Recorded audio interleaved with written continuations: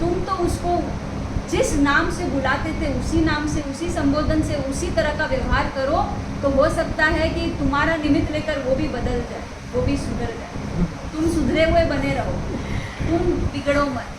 उस चीज के भी क्या था, दृष्टा साक्षी भाव में रहो ना, कि दादा बोला तो बोला, इसको बोल दे, ये बहुत बहुत बड़ी बात साहब ये भी आपने बोल दिया। हाँ। एक उदाहरण हो गया कि अगर किसी ने कुछ कह दिया, कर दिया या रिएक्ट कर दिया या कोई ऐसी गलती कर दी, तो उसको छोड़ो, लेट गो करो, तुम उसके साथ अच्छा करो, तो कल को वो आपके साथ भी तुम जो करोगे उसका फल तुम्हें मिलेगा कि उसको, ये पहले क्लैरिफाई करो। जी। किसको मिलेगा? सबको मिलेगा। हमारी मिथ्यात्व की हद तो देखो। हाँ वो अच्छा करेगा तो ही मैं अच्छा करूंगा, हाँ, ये हद हो गई ना। हद हो गई। अरे वो अच्छा करेगा तो उसको उसकी अच्छाई का फल मिलने वाला है, बुरा करेगा तो तुम कौन होते हो फल देने वाले? और तुम दे सकते हो क्या? तुम्हारी औकात है उसको फल देने की?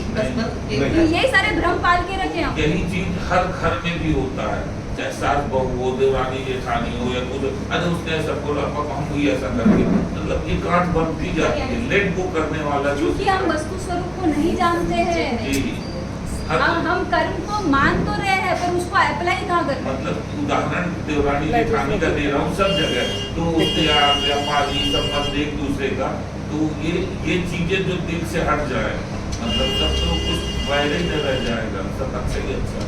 तो सोसाइटी नीचे की ओर, ढलान की ओर आता है, और अगर इन्हीं से जब भी आपको लगता है कि आपके साथ किसी ने मिसबिहेव किया या आपको पसंद नहीं आया, वैसे बिहेव किया है, उस समय में आपको ये आत्म तत्व गुण द्रव्य पर्याय कुछ नहीं समझ, साइड कर दो।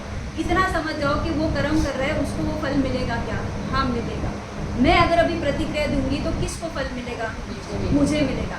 तो मैं क्लियर हूँ कि मुझे कैसा बिहेव करना है, मैं क्लियर हूँ, वो मेरे हाथ में, वो मेरे हाथ में। सही बात। परिस्थिति निश्चित हो जाओ ना, प्रतिक्रिया भी उसने तो भला ढलान की ओर ही कहा आती तो है। उसको फल मिलेगा ही। तो प्रतिक्रिया दो कि मत दो, उसको फल मिलने वाला है। इसलिए तो कम से कम निश्चिंत हो जाओ, तुमको प्रतिक्रिया देने की आवश्यकता ही कहाँ पड़ रही है। बस सब भ्रम पाल के रखे कि भाई हम क्यों चुप रहे, हम तो प्रतिक्रिया देते रहेंगे, तभी आपको शांति मिलेगी। इसको बोलेंगे भ्रम। उसी के प्रति वे बातें जो हमारी सह सकता हो उसको ही बोल सकते हैं, जिसकी हमको सहना है उसके प्रति तो कितना भी प्रतिकूल रहे हमारे प्रति, हम नहीं कह पाए। वैसा तो होता ही है। इसीलिए मैं बोल रही हूँ कि स्वाध्याय आपका इतना स्ट्रॉन्ग होना चाहिए कि आप जिंदगी की सारी चैलेंजेस को आपका ज्ञान समाधान करे।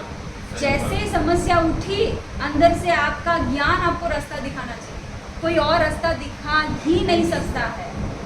सारी आपकी अपनी प्रॉब्लम है, जिसको आप ढंग से बोल भी नहीं पाओगे कि मेरी क्या प्रॉब्लम है, तो दूसरे सॉल्यूशन क्या देंगे आप? आपके प्रॉब्लम आप ही जानते हो, आप ही अनुभव करते हो, और उसका समाधान भी आप ही के पास। बस सारी प्रॉब्लम्स की जड़ अज्ञानता है, इतना मैं कह सकती हूँ, और सारी समस्याओं का समाधान, और उतना ज्ञान तो आपको अर्जन करना ही पड़ेगा जितना आपके प्रॉब्लम्स का सोल्यूशन हो जाए। और अगर प्रॉब्लम का सोल्यूशन नहीं हो रहा है तो स्वाध्याय की कमी हो रही है। अब एक छोटा सा